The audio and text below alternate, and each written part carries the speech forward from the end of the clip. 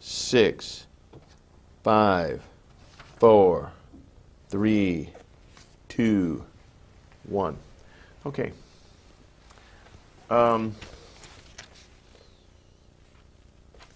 Let's talk a little bit about your husband would get into these drunken stupors, and he would start running his mouth and tell you everything he knew. What did you find was some of the most stunning revelations that that came? Besides the fact that he admitted he couldn't be a Christian and was an existentialist and explaining what existentialism meant to him, which was startling to me. The other parts of some of the things he told me, which really startled me and frightened me, was his attitude towards murder, which he said was not murder, because he said emotions are not involved. His cold, calculating view of the destruction of innocent human beings meaning nothing to him, having absolutely no feelings about ordering others to do that. Now, did he ever carry out some of these murders himself, do you think? Oh, of course, yeah. In fact, he told me about Malcolm Kerr's murder. Malcolm Kerr, who's that? Malcolm Kerr was a British double agent who worked in California. He was one of these joint, these intelligence operatives who worked for both sides. Okay. And he had been in California, but he was doing intelligence work in Beirut, undercover. He was the head of the American University of Beirut, AUB, which is in Lebanon. Okay. Now, my husband was the liaison between the White House and President Jamal, the brother of the first president who was murdered. My husband was involved with assassinations and operations. Okay. He was very upset with Malcolm Kerr because Malcolm Kerr refused, although they were already there, the Marine snipers, the assassins, who were under my husband and General Joy, and Al Gray, of course, were hiding in the dormitory at this university. And, of course, General Gray, General Krulak, General Wilhelm, now Charlie Wilhelm was there. He is now my husband's special boss. And they were undercover there. And they had Malcolm Kerr murdered, simply because Malcolm Kerr would not allow the Marines to stay in the dormitory. Had I been Malcolm Kerr, I wouldn't have wanted rowdy Marine assassins living in a dormitory with children, essentially, adolescent young children, having set, you know, with their perversion and some of their behaviors. So he was put away for that very reason, George told me. Then there was Did he give Dale you Dorman. any details about how he was killed? No, he told me that he had to be gotten rid of because of that. He then said that, and oh, this is interesting, Mary Clark Yost Halab my husband is handled by her. She is an American double agent who was put on my husband's case because she could handle him. They had an affair, of course, while my husband was first married. I found out about it because she called the house after we were married and wanted to talk to him. And I found in his papers a photograph of her and her bio and all kinds of information on her. And her address in his address book, and I want you all to see that in this movie. I have a photograph of her. They had a long-term affair the whole time he was in Beirut, while she was married to an Arab intelligence double agent who was underneath Malcolm Kerr. Okay. And who took over when Malcolm Kerr was murdered by them. So what you have here is a favor essentially done to Yost. She was Yost. She's from Louisiana. Baton Rouge, New Orleans. How did she enter the intelligence picture? Was she recruited from school? She was at, trying to think. I have her bio. Okay. English major, written books on British literature, Phi Beta Kappa. She went to the American University in Beirut. She married an administrator there who became, because of her position, you know, they love the mixed marriages. He was mixed marriage in the sense of? For the double agents. If an agent marries an agent of from another country. Yeah, they love that. The intelligence community love that. The State Department loves that. And I was mentioning earlier that about the State Department, when I was living with Sarah McClendon, helping her in 1986, I went everywhere she went because she's the senior national White House correspondent. And I went to the State Department one day because I was curious about why there isn't peace in the Middle East. And I wanted to go to what I thought was the Middle East Department. Well, there was a group of students, and I got a press pass ostensibly to go in and interview them. So I left them and meandered up to the Near East section. And I had quite a few hours. I thought they were going to, you know, say, what are you doing here? Because all the doors were open. They had these little buttons on each door, you know, that they could have closed and you could have had to have known somebody to get in, which I think is terrible. To have the American people not know and not be allowed into the State Department without a special Sarah McClendon. If I hadn't been living with the senior White House correspondent, I, as a citizen, would not be welcome at the State Department. Now, if they're interested in peace and they're interested in that kind of thing, they're certainly not showing it by the closed door policy. So I went in. There were about 8 or 10 offices. I went in every single one. I was looking to find out who the leaders were. I knew about Aaron David Miller. I knew about David Satterfield, who really wasn't David Satterfield. His family were Zionists who changed their name to David Satterfield, who was a Virginian senator back in the 30s, who had a wonderful name. It's like Jonathan Pollard. He took the name Pollard, which wasn't his name, because of Governor Pollard. I was married to Governor Pollard's grandson for 21 years. They take the names of honorable people, and then they're not honorable. And what was his name previous to Senator? He lived, now Aaron David Miller, I think that is possibly his name. It might have been Mueller. And I'm not saying that just because they changed their name, they're bad. Right.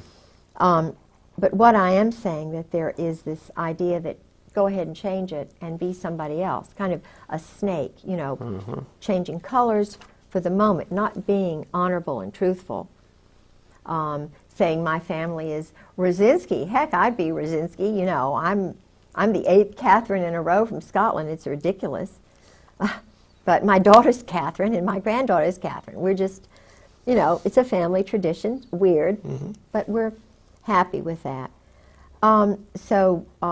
David Satterfield, the reason I went there was because in the spring I went to a dinner. It was either a dinner or a luncheon that the World Affairs Council had in Norfolk. And he was speaking. Mm-hmm.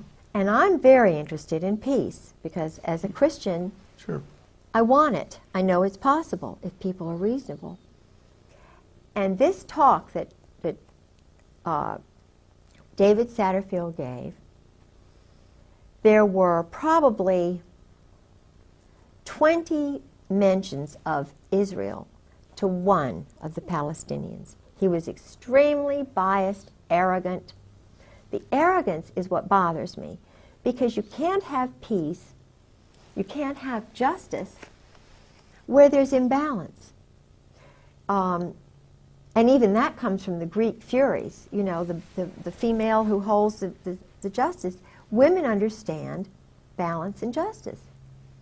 And women know, mothers know, if you show favoritism towards one child, the other child's not going to be normal the rest of its life. So a wise mother is fair and tries to be balanced, as most families do that are balanced. Well, after having heard the bias and so forth, and then seeing other people who were involved at the State Department in Norway when I was there, when my husband was doing some weapons deals with Newt Eigum and some of the State Department people under the table when we were supposedly going to Moss for the mayor, and her husband and George were doing some deals. He's sort of a pilot, and you know, there's a lot going on between Norfolk, Virginia Beach and Norway, and weapons deals and so forth now because of what they set up in the spring of '95. So I went into the State Department Near East section and found there was not one single Palestinian, not one single Muslim, religious, Saudi, you know, Jordanian, not one Christian Protestant, not one Roman Catholic, not one plain old American, whatever, from Corn Pone. Every single person in all of those offices were either Zionist, Israelis, whatever, and they had pictures all over the wall of Israel, Israel, Israel. They had magazines, Israel Today. You know, I was given a copy of one. And there were yarmulkes, you know, and the Israeli writing. In other words, and I asked one of the women after having gone through about, you know, 4 or 5 of these offices, I said, because I was pretending like I really, you know, I was just kind of wanting to know where the Palestinian office was, you know. She said, well, we handle all of that. We handle all of that. And this is the State Department, the Near East, the part that handles Israel, Jordan, all of these. Egypt. Yeah, the Near East section. Yeah. It was just totally dominated by Israeli. Totally. And at that time, the spokesman, I can't remember his name, he was a Zionist, the spokesman for the whole State Department. Of course, we know that, and I'm not saying that Madeleine Albright is doing a bad job, because I feel as though, being a woman, that she is definitely a lot more balanced than Weinberger when he was there, Eagleberger, Schultz, or any of them. Because I feel as if she's trying to do it, but she's not strong enough. There needs to be a fairness in the State Department, because all the weapons sales under the table are going through the State Department. That's why Ron Brown was murdered. Ron Brown tried for the first time to take away the unfair State Department monopoly on illegal weapons and drug deals. Because the weapons, the drug money is paying for the weapons. The brand new weapons are sold by agents of Israel or this. No, is this a conclusion you've drawn based on your knowledge of this? Yeah, Gorbachev, whatever the guy's name is. Bonifar. Gorbanifar. Gorbanifar, and it was either him or my husband worked with him. My husband was the one who was chief of staff under Al Gray when North was moved from the Atlantic Command to the National Security Council. Ollie North. Ollie North. And when you work in the White House, you work under the Army. The Marines have no overlord as such. They can float, they can be truck drivers and still be 4th Marine, but they're run out of New Orleans, just like Oswald was. See, Oswald was homosexually recruited by Clay Shaw, David Ferry, that whole, the New Orleans, Meyer Lansky's guy, Jack Rubenstein, who was Jack Ruby. See, all of the funding for these operations go through the joint, the mob. And Oswald's mother had moved to New York, and he had gotten under this Zionist psychiatrist. I can't remember his name. But he came down to check on him. He was brilliant, but he wasn't motivated. He wasn't told he was special. His dad died or whatever, And his father was a, I believe, a German soldier. But the point is, Oswald was a loner, brilliant, and a perfect candidate. He and my husband's profile are just, in fact, they almost look alike. And you mean their profile in terms of their background? Psychological not profile. Their physical profiles. Yeah, even they look a lot alike. Yeah. And what's interesting is they always allege that he had a double. Well, Couldn't have been your this husband. is interesting. My husband, when I saw him in June, after his having lived with me that fall, he was different, a different facial, everything, than the man I married. The man I married and the man I saw in June were one and the same. Had a fuller face. The mouth, the mouth was fine, but the man that I was with, and I know that I felt it was not the same person. Now, I don't think he could have gained that much weight in just a few months, because he was very thin, and now I could be just. But women sense things. I don't know how to explain it. And I talked to a good friend of Marina Oswald's who knows that her husband was a patsy.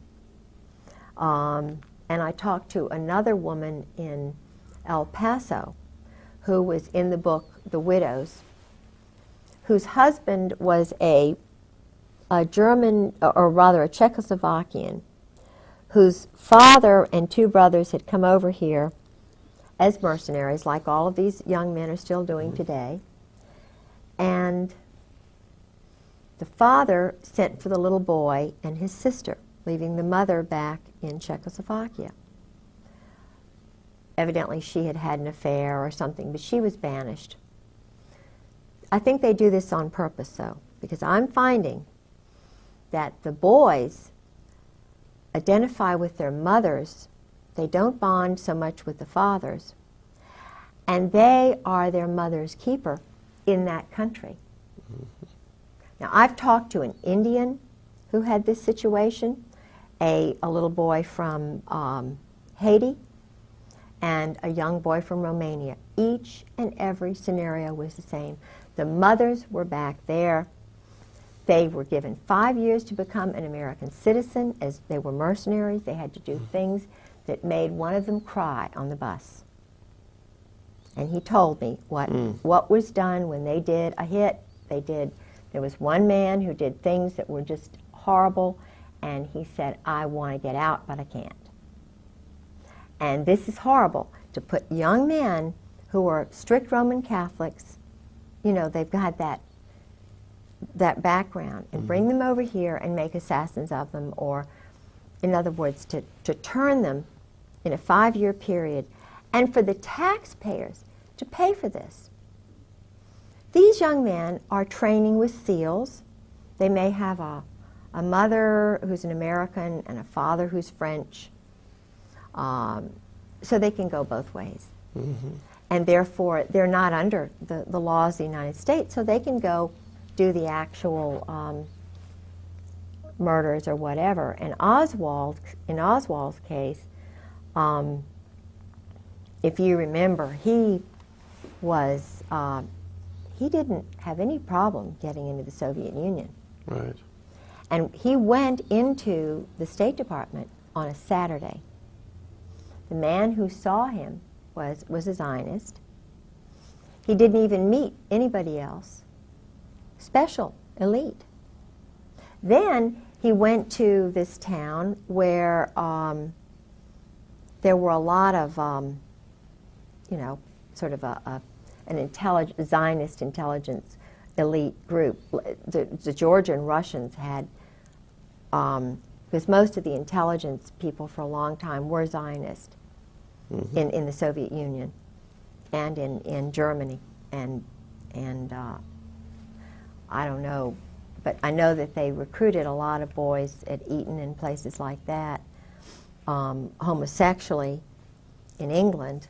And then a lot of them went to the Soviet Union after the doctors' plot or something. That I think Stalin thought that the Jewish doctors were after him or something. So in 1952, a lot of them had to go away, and they had some sort of a change or whatever. But what's interesting is that a lot of this played into George's, tied into my husband, because he was in the place, the Mecca for the Jewish intelligence, or the Zionist intelligence people in Princeton.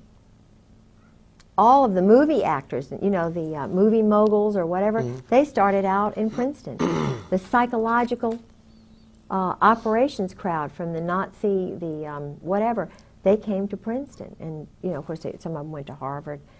And they spread out from there. Oppenheimer and I mean, you know, it's very interesting. That's where a lot of them were, in Princeton. And he was there, of course, well, I mean, he was born in 1937. He born in Atlantic City, then they moved to Lawrenceville. But his grandparents lived outside of Princeton. So he had a tie with his grandparents. But then his grandparents wound up moving out to California, so he was really abandoned from the time he was 13. And of course, being under the influence of Charles Caddock, who was the bodyguard for the Saudis, Allah teacher. And he controlled the power in the school. The Cheeseborough, headmaster Cheeseborough, of course, gave Charles Caddock carte blanche. Why? Because the Saudis bought a big mansion called Russell House. Caddock was there with the Saudis all alone, and my husband was there part of the time. They would go on outings using Saudi money. I mean, my husband was taught to fly a plane. He was taught to shoot. They went on these, they would get nude and run in the woods kind of thing. Even at Princeton, his roommates told me that he would go out with these men. And when his first roommate said, because he really likes George, and George is a really handsome, I think, a little older now, but in those days he was very handsome. And his roommate of the first 2 years, and who'd been at the Hun, said that he had a relationship with a French teacher who was a count or whatever from Paris, who was kind of a teacher's aide, who helped him write his paper, and who knew Camus. In other words, there was a group, this young French teacher who liked my husband a lot and helped him with his thesis, was also a friend of an older French teacher who was a very good friend of Camus. And Camus was coming over to see him when he was married. Camus is? Albert Camus is an existentialist writer who believed in murder and, you know, sabotage. And the end that justifies any means. Yeah, and he was also an Arabist. They were, you see, Lawrence of Arabia, this group stuff was started by this small group of Kabbalists who were trying to take over the oil. So what they would do would be to find these sheiks and find whichever one would go along with whatever. Well, the Brits were more interested in finding somebody who was fair, you know, not necessarily like that, you know, but then there was a guy named Moose who was in the American State Department who tried to, they wound up, the Americans wound up poisoning this Caddock, got in with the Saudi royal family, the other brother, who wound up getting it. They had a house in Switzerland. The Saudi royals had a big mansions on the Aix-les-Rosés is the place where Charles Caddock died, I understand. And my husband, according to the roommates, one in particular, who said, George never lost track. He always kept up with Charles Caddock. Well, Charles Caddock only died in, what, 1995, 1994. I only heard of him as a teacher in the first 3 years of marriage. But when was he writing Charles Caddock? He was writing him, you know, Charles Caddock and Robinson,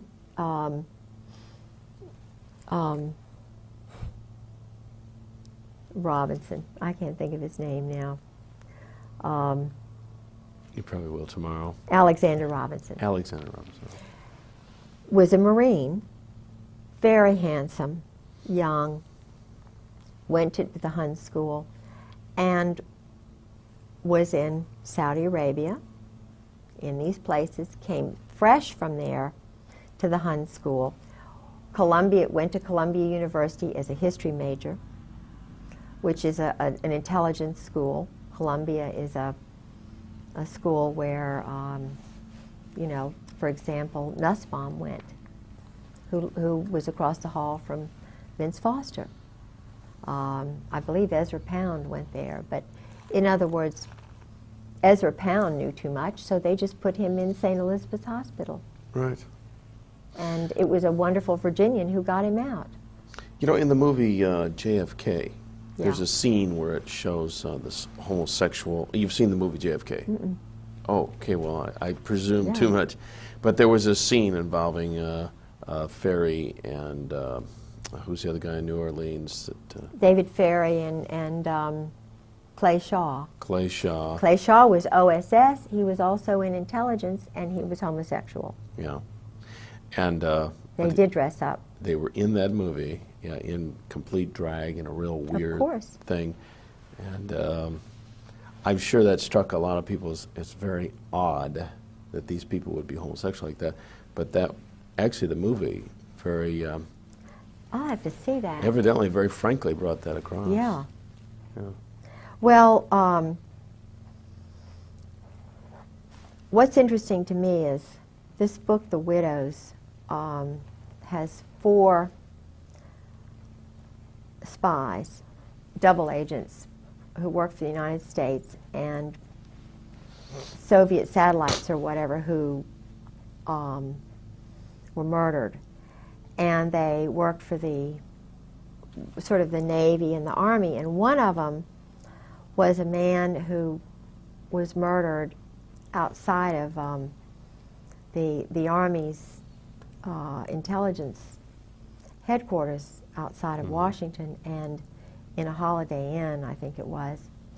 And just before he was murdered, he called his wife back in El Paso and said, "The Army is going to kill me. They're going to kill me." Well, he was murdered, and the Army did kill him. Now, this is a fictional account, or this No, really happened? it actually happened. Oh, I was saying the book The Widows is not fiction then. Oh, no, it's all. Golitsyn, the spy Golitsyn was in there. There were a couple of others. Paisley, who was murdered almost like this other man. Paisley was murdered like William Colby. Paisley was also hanging around with homosexuals. He went to the Rush River Lodge. That is the one. So did Bob Woodward. Bob Woodward, you know. The reporter? Yeah, yeah. Henry Kissinger was a well-known, totally a homosexual, not even both ways. And so his wife is a marriage of oh, it's just a convenience. Yeah, and he might, you know, maybe he's discovered women in his late age, I don't know. But no, I heard through a very well-grounded German that Henry's best friend's father told Henry to stay away from him, and that's why Henry left. The family were embarrassed, and Henry went to Britain where they did this, and then changed his name from Heinz to Henry. And I interviewed a man named Bob, who's an Army enlisted person who told me about Henry in Cambodia. So he, up through Cambodia, he was actually raping young men. And of course, that experience destroyed the lives of these 5 young men, according to the source. I mean, he said he was crying, and this man was a perfectly wonderful, functioning, young married man who worked for a newspaper on the Eastern Shore and had 3 young children, went to Vietnam as an enlisted man, was put in Cambodia, which he said it was a lie living there, and then ran into Henry Kissinger, or Henry Kissinger ran into him and did certain things to him, invited him into his tent with some other men. It was horrible, but it was, you know, he said it's wartime and so forth. But he said, you know, I could have taken it mentally if it had been a bunkmate or something. But he said, when it's someone like Henry Kissinger who does it to you, you're ruined. He said, I could never, he said he came back home. Oh, and this is interesting, and I really believe that Bob's right. He said, Kissinger said to him, if you ever tell anybody, if you ever mention a soul, it's the end of you. Don't you ever tell anybody. Well, when he got back, when Bob got back, he went to a special hospital, and they were going to keep him locked up forever. Bob? Bob. A lot of the other boys just, you know, my feeling is that he was flagged the way I was flagged when General Gray and, you know, Wilhelm had me flagged because I broke up the go-go dancing in the officers' club. I was labeled a troublemaker because I thought it was wrong for married men to be going out with topless go-go dancers in the officers' club dining room, and I took pictures of it, and my husband, you know, got really mad and so forth. And these pictures today are still with you, or they're missing? Oh, no. My husband, what happened, I had the pictures. I risked my life because he tried to grab the camera from me. I hid it in the women's bathroom, and he tried to get it from me. We had a terrible fight that night. He wanted the pictures, and I mean, I prevailed.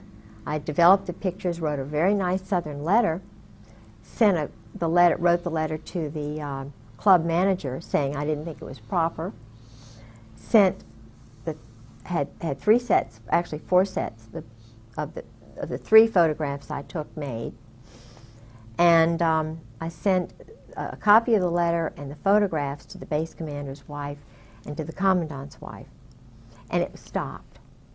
But I was flagged, so I know, but this was before Tailhook, and yet instead of being congratulated for helping family values, for standing up for the wives, for showing the Marine Corps the proper place to have nudity and debauchery is not in the dining room of Camp Lejeune. And my husband said, well, this is nothing compared to Okinawa. You just have to get used to it, he told me. Now, I was a colonel's wife. These were young majors, and they were seeing me being talked down to. What do you think it did to them? It demoralized them. The Marine Corps was demoralized. The wives were demoralized, and I did what was right, what Jesus Christ would have done. How can they call themselves Christians and condone, how can Al Gray and Wilhelm and Cook and my husband condone this kind of behavior and flag me as a weirdo? Mm-hmm. So there's something, and that's where I'm standing. I'm standing on what I know Jesus Christ would have done.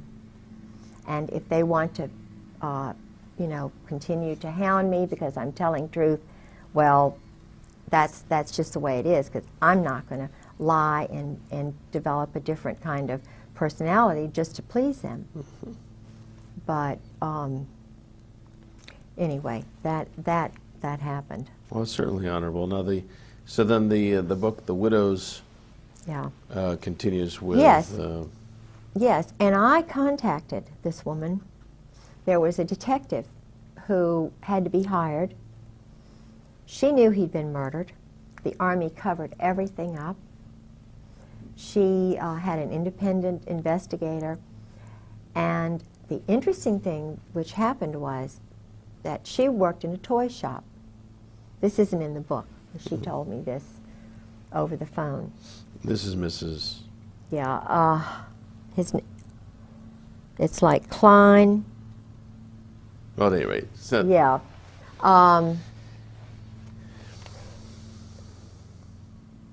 Anyway, he's a...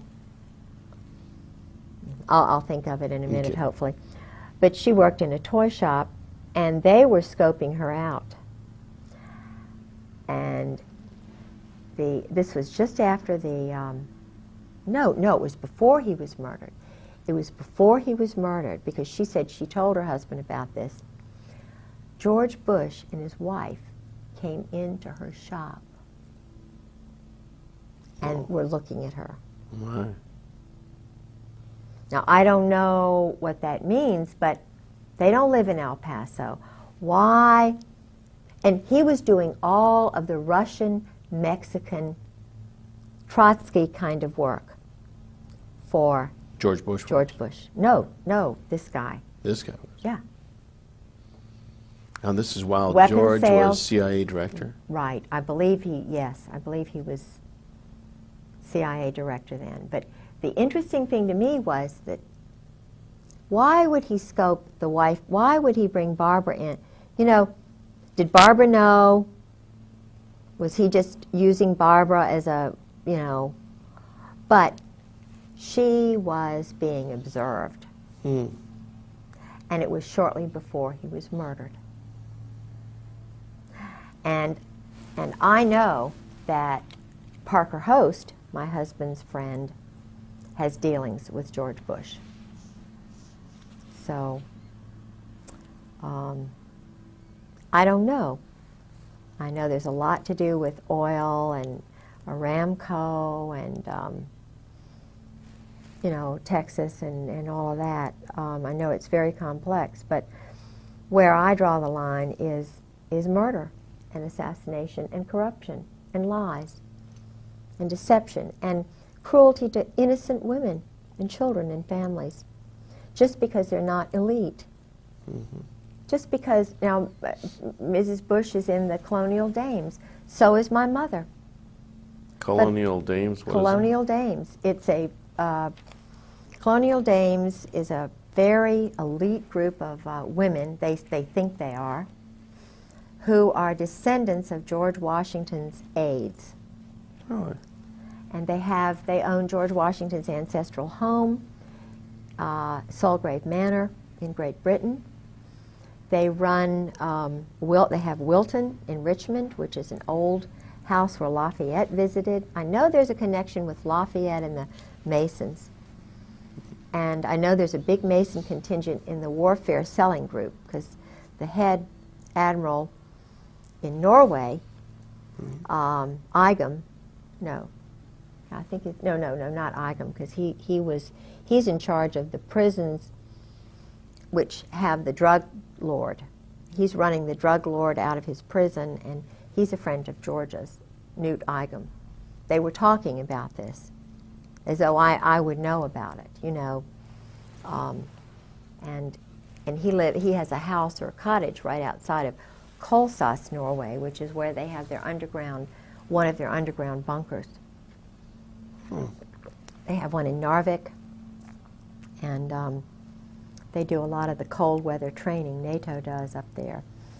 But I know they're doing weapon shipments out of Norway. Okay, we'll call this a wrap for I'm tired. this session. You have done a stellar job. Well. You have done a stellar job. You want to be sure and take all these things. Yeah. They would be secure here, but let's not take Well, any chances. you know, this is not in order, but this is interesting because they're talking about having mercenary guys now, like the executive decision or they're hiring mercenaries. Countries are to do, but it's not just countries that are hiring mercenaries. It's you know, others. This is his Princeton yearbook, and you know what some of the guys are doing his year, which is interesting. Okay, all set.